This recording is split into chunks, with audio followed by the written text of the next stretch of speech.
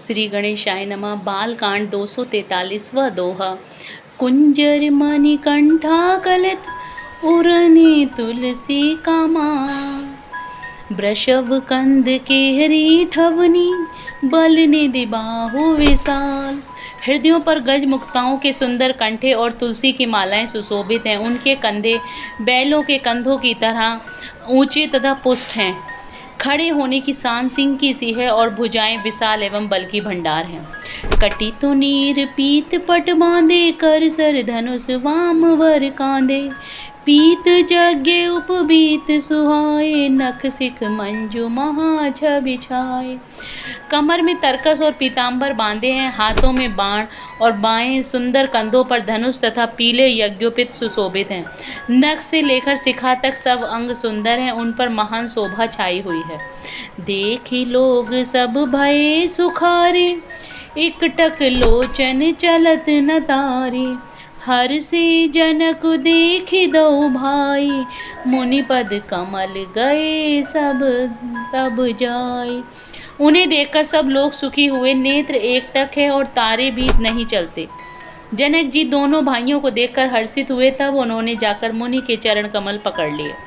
करी विनती निज कथा सुनाई रंग अवनी सब मुनि दिखाई। जह जह जाय कुंवर वर दो तह तह चकित चितब सबको।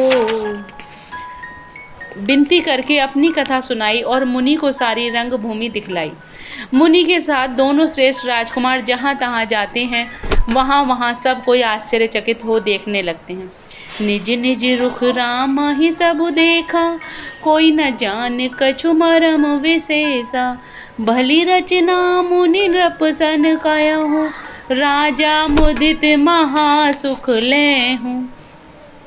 सबने राम जी को अपनी अपनी ओर ही मुख किए हुए देखा परंतु इसका कुछ भी विशेष रहस्य कोई जान नहीं सका। मुनि ने राजा से कहा, रंगभूमि की रचना बड़ी सुंदर है। विश्वामित्र जैसे विरक्त और ज्ञानी मुनि से रचना की प्रशंसा सुनकर राजा प्रसन्न हुए और उन्हें बड़ा सुख मिला। 244वां दोहा। सब मंचे ते मंचु एक सुंदर विशद विशाल। मुनि समेत दो बंधु तह बैठा रे महिपाल। सब मंचों से एक मंच अधिक सुंदर उज्जवल और विशाल था। राजा ने मुनि सहित दोनों भाइयों को उस पर बैठाया। प्रभु ही देखी सब नृप ही हारे जनु राखी से उदय भय तारे। असी प्रतीति सबके मन माही राम चाप तोरब सक नाही। प्रभु को देखकर सब राजा हृदय में ऐसे हार गए, निराश एवं उत्साहहीन हो गए जैसे पूर्ण चंद्रमा के उदय होने पर तारे प्रकाशहीन हो जाते हैं। उनके तेज को देखकर सबके मन में ऐसा विश्वास हो गया कि श्री रामचंद्र जी ही धनुष को तोड़ेंगे, इसमें संदेह नहीं। बिनु भंजहु भव धनुष विशाला मेलहि सिय राम उर माला। अस बिचारी गबनहु घर भाई जसु प्रताप बलु तेज गवाई। इधर उनके रूप को देखकर सबके मन में यह निश्चय हो गया कि शिव जी के विशाल धनुष को जो संभव है न टूट सके, बिना तोड़े भी सीता जी श्री रामचंद्र जी के गले में ही जयमाल डालेंगी। अर्थात दोनों तरह से ही हमारी हार होगी और विजय श्री रामचंद्र जी के हाथ रहेगी। यूँ सोचकर वे कहने लगे, हे भाई, ऐसा विचार कर यश प्रताप बल और तेज गवाकर अपने अपने घर चलो। बिहसी अपर भूप सुनिवानी जे अविवेक अंध अभिमानी। तोरहु धनुष ब्याहु अब गाह बिनु तोरे को कुंवरी भी आहा। दूसरे राजा जो अविवेक से अंधे हो रहे थे और अभिमानी थे, यह बात सुनकर बहुत हंसे। उन्होंने कहा, धनुष तोड़ने पर भी विवाह होना कठिन है, अर्थात सहज ही में हम जानकी को हाथ से जाने नहीं देंगे। फिर बिना तोड़े तो राजकुमारी को ब्याह ही कौन सकता है।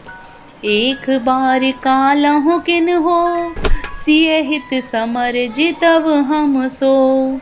यह सुनी अवर महीप मुस्काने धर्मशील हरि भगत सयाने।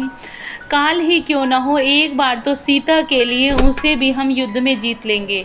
यह घमंड की बात सुनकर दूसरे राजा जो धर्मात्मा, हरिभक्त और सयाने थे, मुस्कुराए।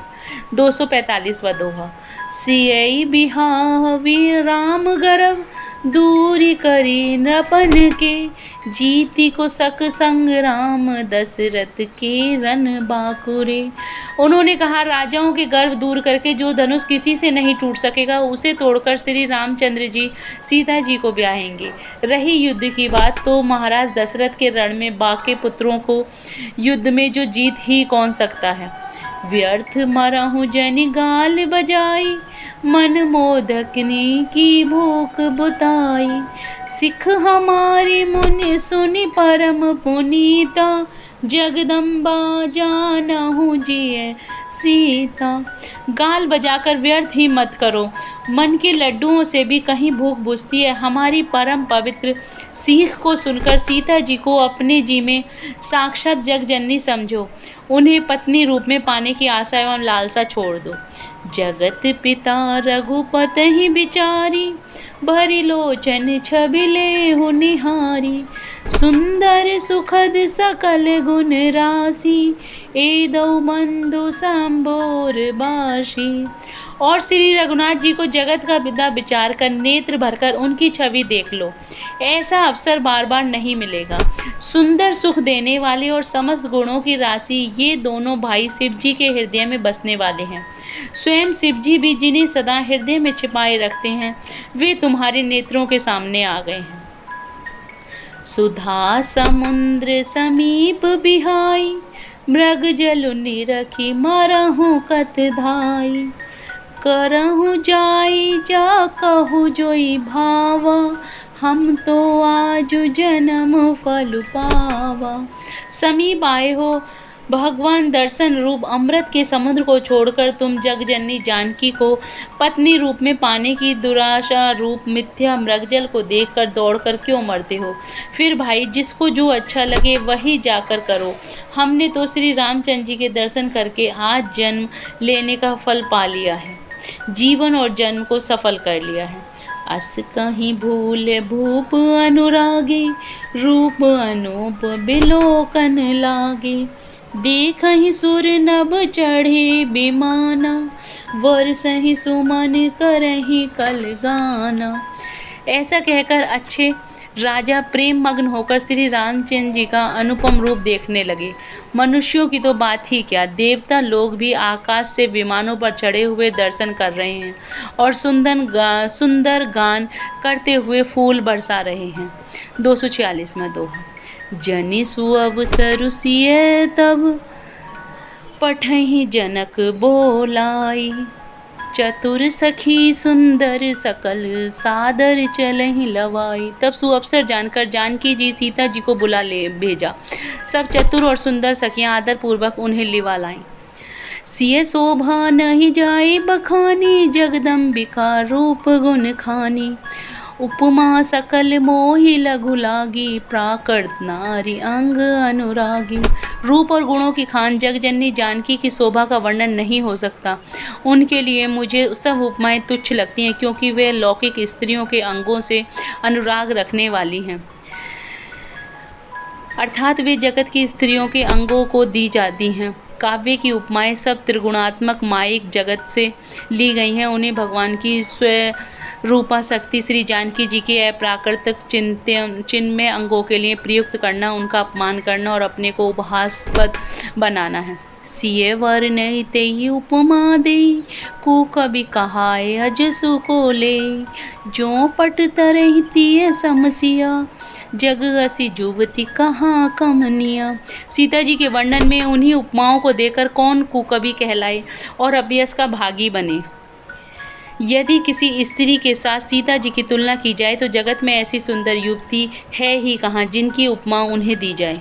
गिरा मुखर तन अरद भवानी, रति अति दुखित अतनुपति जानी। विषवारुनि बंधु प्रिय जेहि, कहे रमा सम किमि वेदेहि।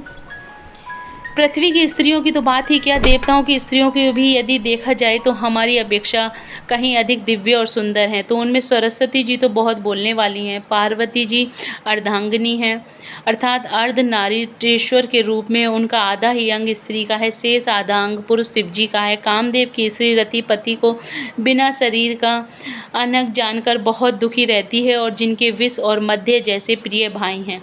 उन लक्ष्मी के समान तो जानकी जी को कहा ही कैसे जाए। जो छवि सुधा पयो निधि होई, परम रूप में कछु पर सोई। शोभा रजु मंदरु सिंगारु, मथे पानी पंकज निज मारू। जिन लक्ष्मी जी की बात ऊपर कही गई है वे निकली थी खारे समुद्र से, जिसको मतने के लिए भगवान ने अति कर्कश पीठ वाले कच्छप का रूप धारण किया। रस्सी बनाई गई, महान विषधर वासुकी नाग की मथानी का कार्य किया। अतिशय कठोर मंदराचल पर्वत ने और उसे मथा। सारे देवताओं और दैत्यों ने मिलकर जिन लक्ष्मी जी को अतिशय शोभा की खान और अनुपम सुंदरी कहते हैं, उनको प्रकट करने में हेतु बने ये सब सुंदर एवं स्वाभाविक ही कठोर उपकरण। ऐसे उपकरणों से प्रकट हुई लक्ष्मी श्री जानकी जी की समता को कैसे पा सकती हैं। हाँ, इसके विपरीत यदि छवि रूप अमृत का समुद्र हो, परम रूप में कच्छप हो, शोभा रूप रस्सी हो, श्रृंगार पर्वत हो और स्वयं कामदेव अपने ही नर कमल से मथें। जय Shri Ram. Please like and subscribe the channel.